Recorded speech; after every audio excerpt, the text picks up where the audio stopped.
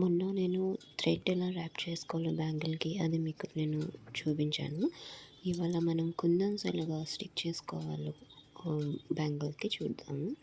నేను కుందన్ని స్టిక్ చేయడానికి plus first green one cut bangle మీద గ్రీన్ కలర్ ర్యాప్ చేశాను కదా, సో దాని మీద కాసులు మనం సెంటర్లోని స్టిక్ చేసుకున్న తర్వాత కుందన్స్ ఏదైతే ఉంటుందో అది మన B7000లో నేను యూస్ చేశాను. దాంతో ఏదంటే కొంచెం గట్టిగా స్టిక్ అవుతుంది కుందన్స్, వాటర్ తగిలినా కొంచెం ప్రాబ్లం ఏమి ఉండదు. సో అలాగ మన గమ్ అలాగ స్టిక్ చేసుకుంటూ వెళ్తూ దాని మీద అలా కుందాన్ని అలాగా డ్రాప్ చేస్తూ స్టిక్ చేస్తూ వెళ్ళాలి, కొంచెం అడ్జస్ట్ చేసుకుంటూ.